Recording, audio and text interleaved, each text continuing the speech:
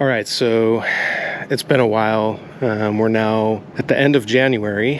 I put this on hold for a while because I was working on my friend's vanity and needed to get that done. That ended up just occupying all my time. So what I'm going to do right now is I'm just going to take this pressure washer with some, there's a little bit of degreaser or soap in there. I'm going to give this a good cleaning. I started kind of sanding and scuffing the paint over here to prep for the paint in here. And I kind of tried to do a little bit on the roof here, but it is completely greasy. So I'm really going to concentrate a lot of the washing up here just to get the grease off of there. But the idea is to paint the inside here, and like I said, it's just a single stage. I mean, it's you know, scuff it, primer, and a single stage white in here. I'm getting really close to painting this interior here. Yesterday and the day before, we came in here, scuffed everything, and as you can see, I've put in some rust encapsulator on the bad areas where there was a lot of rust. I don't really care so much about the floor here. I am going to paint it because I have enough paint to do it. I mean, it'll be the last thing I do. But even if I don't paint it, it's going to get covered with wood, and I might actually do some urethane foam to fill in the gaps. You know, there's some pretty wavy gravy down there at the end, so when I go to put the wood flooring into here, I will probably just inject foam into these channels to fill in the gaps. So essentially, this is all ready to go. Today, I'm just going to do some tape, some final prep. And I think tomorrow during the day, while it's warm, I'm going to come in here and get this thing with a coat of primer in here. So I'll try to record that, and so we can all laugh at me attempting something I've never done before. Yo, so this stuff went on really well. This is just the primer. Wow, so I totally underestimated the amount of primer I was going to need. I think partly because these edges are so detailed and I just really want to get good coverage on this. I'm not going to do a second coat, but pretty much all I've done is just this one side and a little bit of the ceiling here. I think that was about half of the material that I got. So obviously I have a lot to do, and I was going to try and do the floor. But I think what I'm going to try to do now is just get the rest of this wall. Well, this is done, this whole thing, except for a little patch down there. Get the ceiling and try to get this side plus the doors if I can with the rest of the paint I have. And then I'll leave the floor alone, and maybe I'll order another bit of the paint just to see if I can finish that off. Yeah, other than that, I'm really liking the way this stuff is applying. I think this is going to be really good. It already looks better, I mean, just with the primer on. So I ran out of primer. So this was a urethane primer that is a 1-to-1 deal, and I thought, you know, it's 1 quart plus 1 quart of the activator. I really thought it would go far enough in here. I think I was just being a little too precious when I started out over there. I was really trying to get good coverage when, you know, you really just want to get a coat. You're still going to be able to see a little bit of the scratches and metal and stuff behind it, but you just want to get a good coat on it. So I think I laid it on pretty heavy over there, but oh well, it is what it is. Now that this is on here, I have about, well, you know, a few days, maybe up to 5, to recoat the primer, and I still also want to do this. So this was an Eastwood thing. I'm gonna see how quickly I can get another quart of the stuff. I thought about going to, you know, just a big box store and buying some rattle cans just to get some primer in these spots. You know, and I do have this rust inhibitor, which is sort of a primer. You can actually paint a top coat right on that, but I'd rather this nicer sort of urethane primer on here. As you can see, it's the next day. Yeah, where I left off last night was that I had done the primer and I ran out of primer, so I decided to stop. I was kind of having a weird day. You know, it's been windy and my allergies have kicked up a little bit, so I don't know, I was just feeling really weird yesterday. So I decided just to call it quits, come at this with a new day. It's Monday afternoon. But I ended up going and getting just a rattle can of epoxy primer. I hit the areas that I really wanted to, touched up a few spots here and there. That seemed to work pretty well. So I am now ready for the color treatment.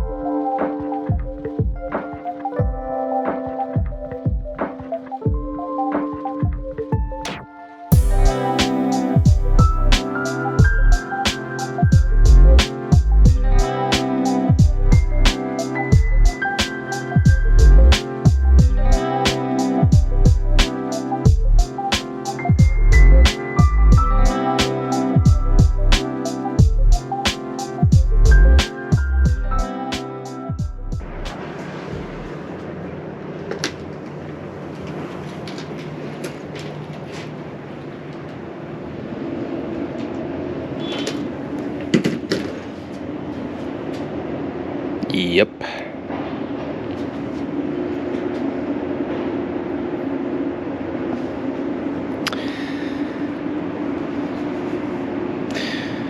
Well,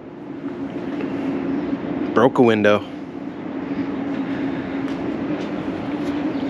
You know, it's interesting, I'm not even mad about it. Just really disappointed. Oh well. Obviously I over tightened it, and actually in retrospect I think this is probably over tightened too. I can see the glass is kind of I can see the reflection that it's not in a good state right now, so I think I'm gonna try and relieve the pressure on that a little bit. Yeah, moving on.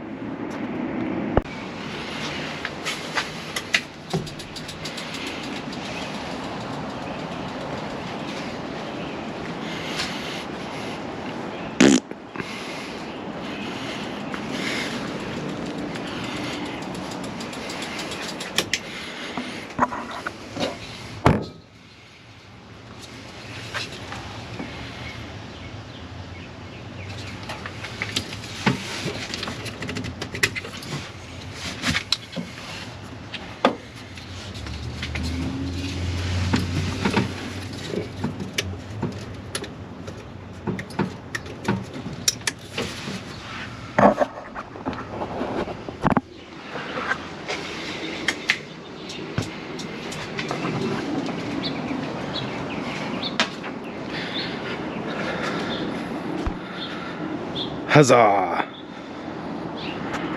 Quick update, have not updated in a while. So I think the last thing I did is showed how I had this painted on the inside here. I still am going to paint the floor here, but I am going to put wood, as I've said, but I just want to get a good coat of paint on here. Otherwise, everything is pretty much done with this. I've got the wiring all back on and everything's good. I got new weather seals all around where they need to be. There's a few adjustments that I need to make. I went to the scrap yard and got some new striker wedges for the doors. I need to adjust the latches. Yeah, front's all back together. I actually took this for a drive a couple of days ago, and everything seems to look really good. Also, I made a little quick video on fixing the hyper flashing on this. Basically, there are essentially 3 ways to fix hyper flashing.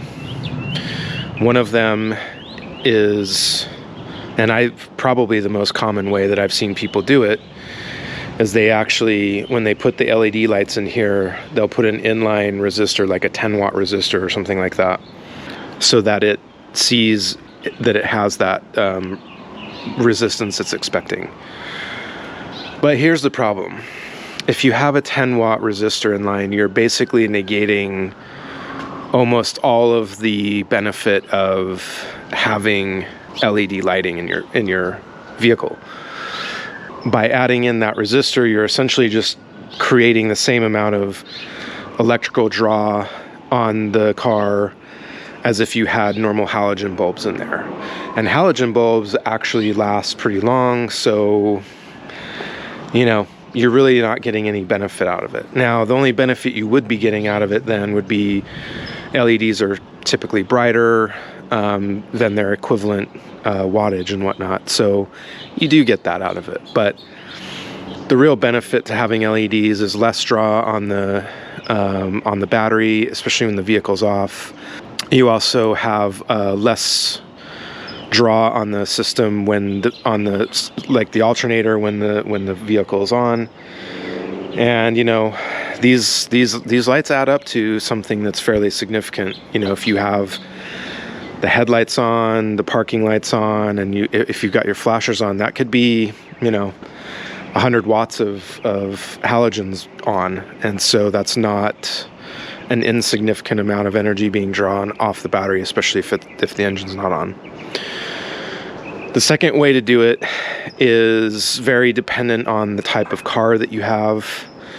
Most modern, maybe especially on Fords, like after about this model, so after about 2002, 2003, there's actually the body module in the engine, the controller for the body, which controls lighting and some of the other stuff like that. You can actually go in with a computer through the computer port on the car and reprogram it to turn off hyper flashing. I think that's kind of a brute force method. Maybe it's better than doing the resistors, but I think only marginally better. In the long term, it's better because you're gaining the benefits of LEDs, let's put it that way. But you have to pay for the software, you have to know what you're doing, you could screw it up, and that could turn into an expensive mistake. So I don't think that and like I said, it really depends on the vehicle if you can do that or not. And the more modern vehicles, basically, they do not have halogen bulbs anyway, so it might be worth having the hyper flash active, because if an LED goes out, you would want to know that. Okay, so then the third way is replace that relay flasher as I just showed. It's very easy. You just look up what kind of relay you have, and there's basically if you look for a replacement relay for whatever you currently have in there, it's almost always going to come up with an LED compatible relay. Now, here's the tricky part. I actually bought the LED flasher relay that was supposed to be for this van, and it did not work. So I tried a couple of different brands and they just didn't work. And it got to the point where I was ready to just put inline resistors in because I didn't think I had an option. And I just decided to try buying a version of the LED flasher that wasn't supposed to work for this, and it did. I suspect the reason is that the wiring in this truck is maybe a little different, but that shouldn't have mattered because the original LED flasher was in there and it did work. So I'm not really sure. I ended up finding one that worked. Basically what I did is I took the version that I had and just bought one that had the reverse polarity, and then that one worked for some reason. I don't know. I suspect either the flasher that was in there was just, I don't know. I tested it. I actually tested it with a 9-volt battery, and the polarity was correct for the one I was buying, but for some reason it didn't work. And the other one that wasn't supposed to work did work, so whatever, it works, and it's great. So now that that's done, this is basically ready for emissions. I'm going to drive a little bit more just to make sure that everything is actually working correctly. Probably take it on the freeway a little bit just to make sure that, it can tolerate it and nothing blows up. So, what is the future of this van? Well, I'm not really done with it. That's first. There's still, I want to do some brake work. There's a little bit of suspension work to do up in the front, mainly with just the steering. And that's basically it. So once that's done, then painting the outside will be sort of the next big thing. But that's going to be way down the road. I don't know exactly when I'm going to do that. It's just going to I'm just going to have to wait and see. Basically, the interior is pretty much done. I just took it for a little drive just to make sure everything looks good. So there's still a few things I need to do on this interior wise. I need to do the wood in the back. I think that should be pretty straightforward to do. And then the trim pieces where the footwells are, and then that's it. In terms of the engine, I think everything is great. Like I said, I just took it for a drive, so all of that is good.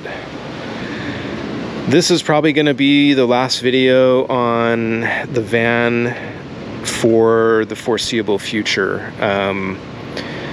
I might show doing the wood on the inside. If there's something interesting about that, I will definitely show that, but that would, and yeah, I guess there will be a couple more videos for the interior stuff.